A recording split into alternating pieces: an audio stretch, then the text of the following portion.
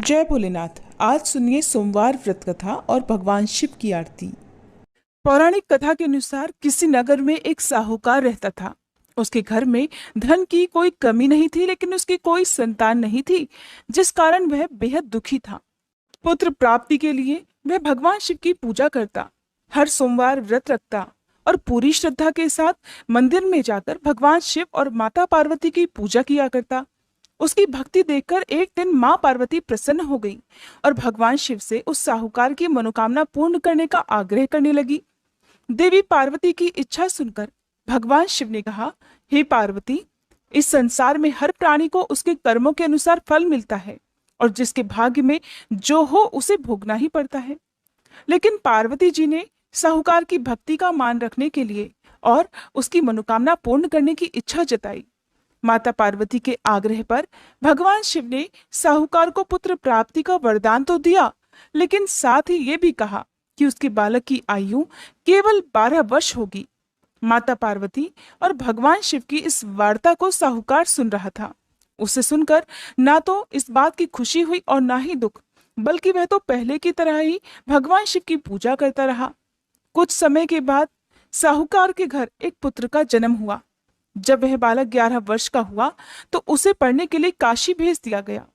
साहूकार ने पुत्र के मामा को बुलाकर उन्हें बहुत सारा धन दिया और कहा कि तुम इस बालक को काशी विद्या प्राप्त कराने के लिए लेकर जाओ। रास्ते में यज्ञ कराते हुए जाना।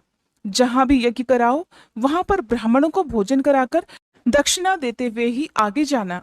दोनों मामा भांजे इसी तरह यज्ञ कराते और ब्राह्मणों को दान दक्षिणा देते देते काशी की ओर चल पड़े।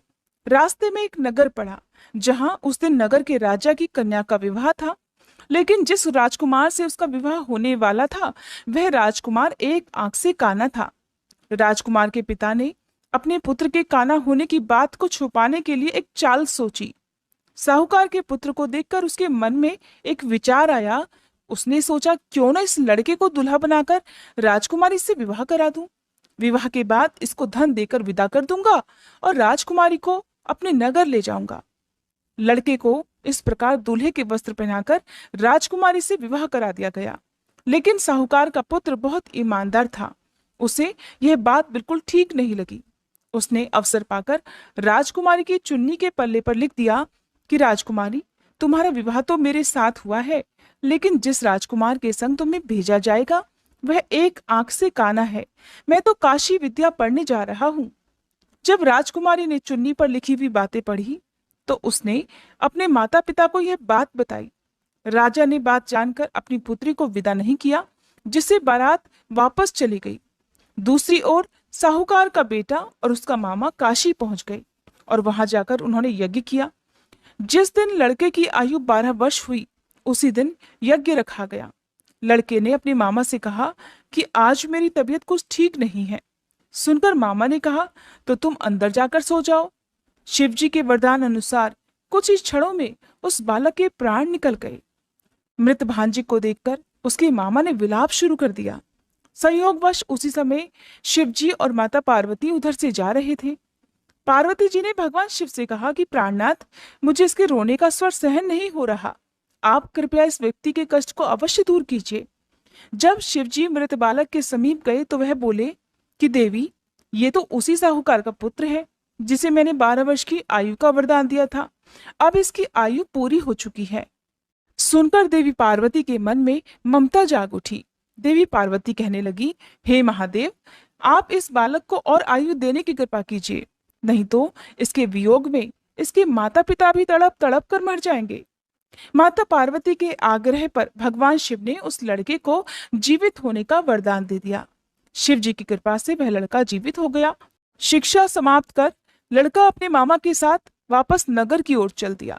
दोनों चलते चलते उसी नगर में जा पहुंचे जहां कभी उसका विवाह हुआ था। उस नगर में भी उन्होंने यज्ञ का आयोजन किया।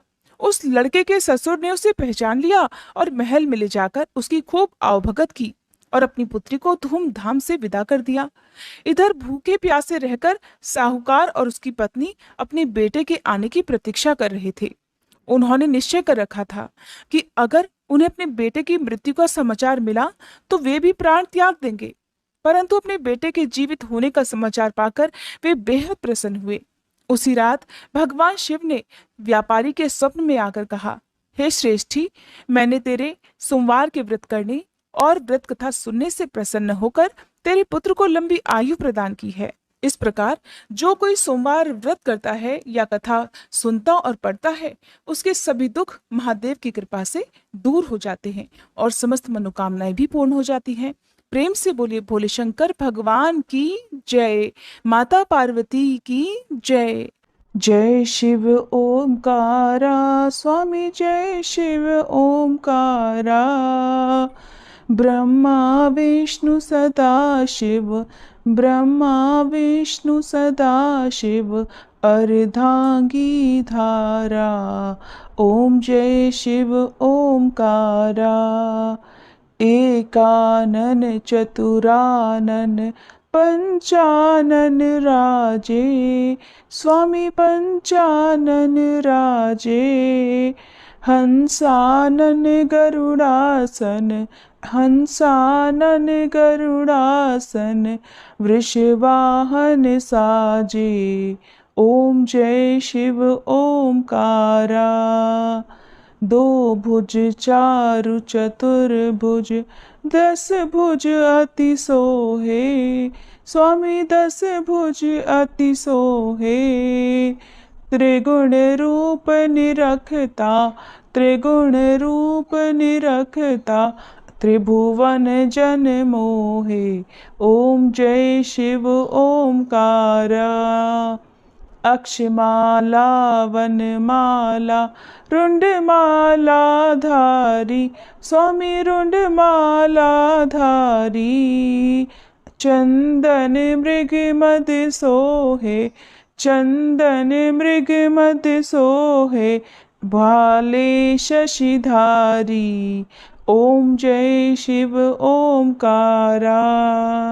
श्वेतांबर पीतांबर, बाघांबर अंगे, स्वामी बाघांबर अंगे। सनकादिक गरुड़ादिक, सनकादिक गरुड़ादिक, भूतादिक संगे। ओम जय शिव ओमकारा। कर के मध्य कमंडल, चक्र त्रिशूलधारी, स्वामी चक्र त्रिशूलधारी। सुखकारी दुखहारी, सुखकारी दुखहारी, जग पालनकारी। ओम जय शिव ओमकारा। ब्रह्मा विष्णु सदा शिव, जानत अविवेका, स्वामी जानत अविवेका। प्रणवाक्षर में शोभित, प्रणवाक्षर में शोभित, ये तीनों एका। ओम जय शिव ओमकारा।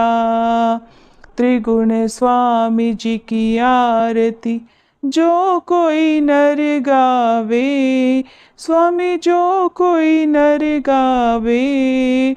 कहत शिवानंद स्वामी, रटत भोलानंद स्वामी, सुख संपत्ति पावे। ओम जय शिव ओमकारा। ओम जय शिव ओमकारा। स्वामी जय शिव ओमकारा। ब्रह्मा विष्णु सदा शिव, अर्धांगी धारा। ओम जय शिव ओमकारा। ओम जय शिव ओमकारा। ये थी आज की वीडियो। अगर जानकारी आपको अच्छी लगी हो तो प्लीज़ वीडियो को लाइक जरूर कीजिएगा।